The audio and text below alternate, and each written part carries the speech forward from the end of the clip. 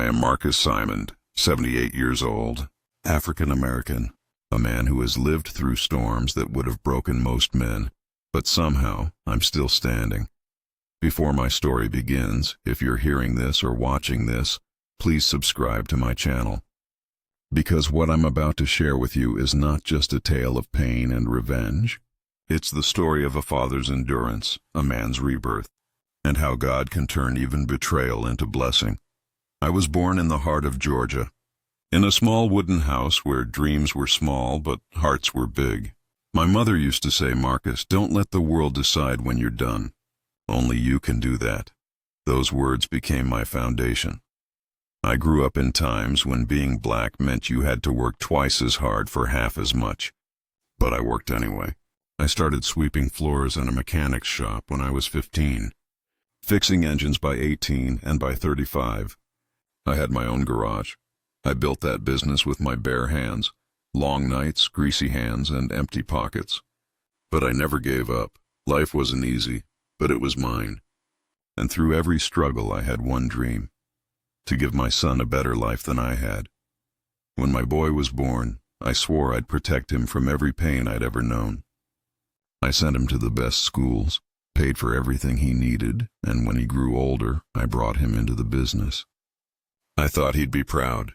I thought he'd see me as a hero, but I forgot something.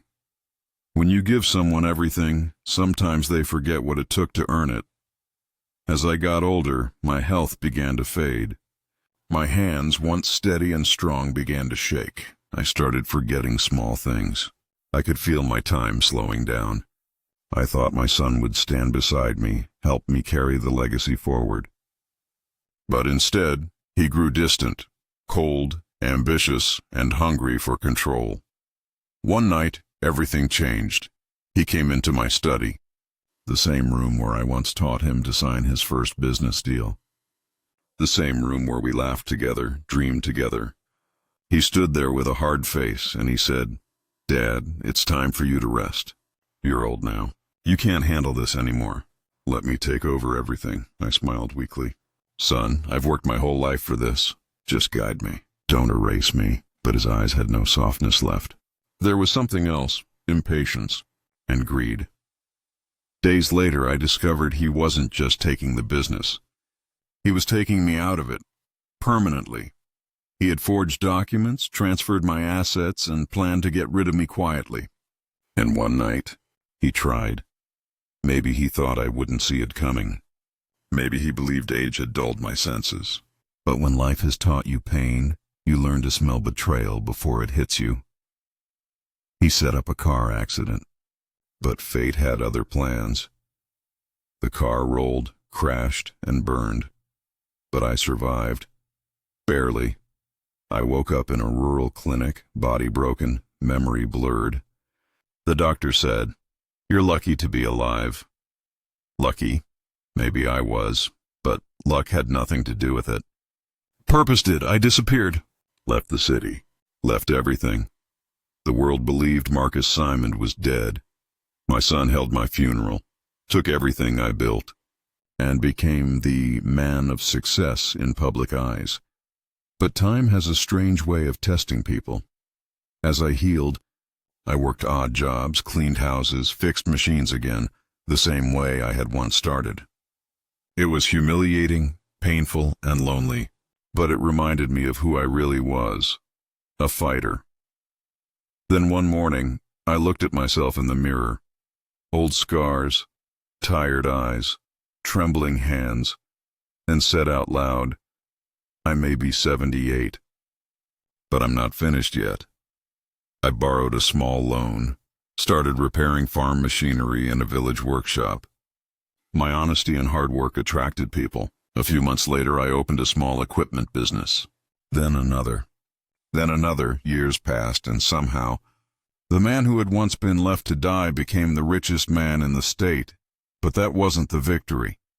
The real victory was that I did it alone, without revenge, without hate, without help.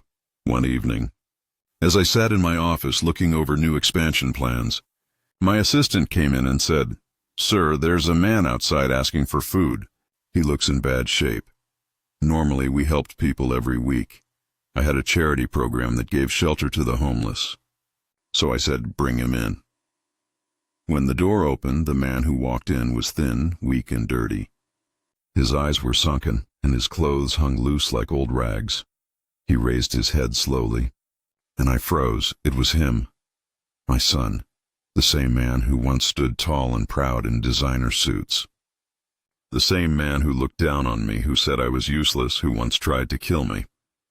He looked at me with disbelief, like he was seeing a ghost. His lips trembled.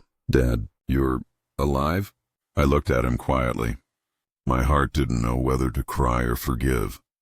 But all I said was, yes, son, I'm still alive. He fell to his knees, tears flooding his face. I lost everything, Dad. The business went bankrupt. I have nothing left. I walk the streets now. I thought about you every night. I wished I could take it all back. I stood there for a long moment, and then, instead of shouting, instead of punishing him, I did something else. I helped him stand. I took him to my car, a long black Rolls-Royce, and drove him to my mansion. He sat in silence, his eyes wide, trying to understand what was happening. When we arrived, servants opened the doors, offered him food, clean clothes, and a room to rest. He kept saying, Dad, why are you doing this? After what I did to you, why? I smiled and said, because the world punished you already, son. I don't need to. That night he ate his first real meal in months. And as he sat there, tears falling onto his plate, I realized sometimes forgiveness is the most powerful form of revenge. The next morning, I brought him to my office and said, this company, everything you see, I rebuilt it from the ashes you left me in. And today, I'm giving you a second chance. You'll work beside me, not above me. Ownership, partnership, and humility. You'll earn it this time. He cried again, not from greed, but from regret. He hugged me and whispered, I don't deserve this, Dad. And I said softly, no, you don't. But forgiveness isn't earned, son. It's given. Now, years later, when people ask me, Marcus, what's your secret to success? I tell them, pain made me patient. Betrayal made me wise. Forgiveness made me powerful. I learned that revenge doesn't have to destroy. Sometimes, the sweetest revenge, the sugar revenge, is to rise so high that even the ones who buried you must look up to see your light. So if you're listening to this, if life has betrayed you, if someone you love has hurt you, remember this. Don't waste your soul on hate. Build yourself instead. The world doesn't need another man filled with anger. It needs a few more people strong enough to forgive and still rise. That's how I took my revenge. Not with fire, not with blood, but with grace. This is my story. The story of Marcus Symond, the man who was left to die but chose to live, the father who was betrayed but chose to forgive, the old man the world called useless, who became the richest man alive, not in money but in heart. So before you go, remember, it's never too late to rebuild, to forgive, and to win again. Subscribe to my channel for more real, soul-deep stories like this, because life may break you, but it can also make you unforgettable.